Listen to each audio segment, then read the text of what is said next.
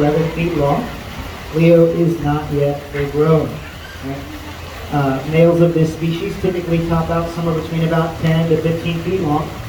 The females can occasionally exceed 20 feet long, and the maximum recorded length of the species is just over 23 feet long.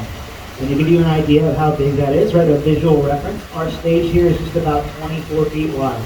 So if you can imagine a snake that starts at one end of the stage and reaches all the way down, past Leo, almost all the way down to the other end, right? That's a pretty huge snake, right? Pretty amazing animal. It would make Leo here look pretty puny, right? But even though they get that big, they're still only considered the fourth largest species of snake in the world. So that's right, there's still 3 species that get bigger than this one. Now, you've probably also noticed that Leo is very brightly colored, right? He's yellow and white, and that's not typically what this species would look like in the wild. That's just because Leo... Hold on, buddy. Hold on just a minute. We'll have some contact time at the end, okay? Can you take a couple steps back for me?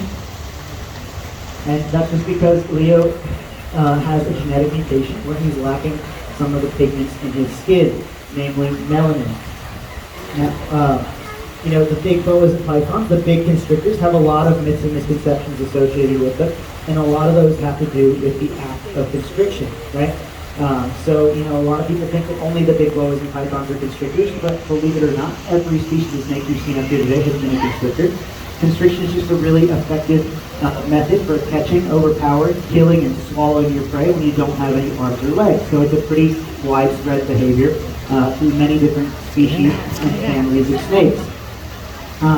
Now, a lot of people also mistakenly believe that the big constrictors either can't or won't bite, or that they don't have any teeth, that they just squeeze their prey, right? But typically, if they're constricting something, they're also biting it to keep it from getting away, right?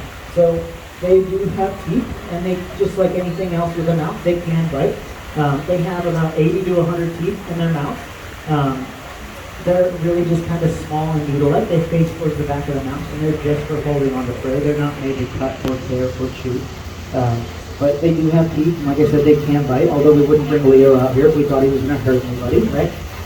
Now, some of those misconceptions have to do with the act of constriction, right? So for a long time, you'd hear people say things like,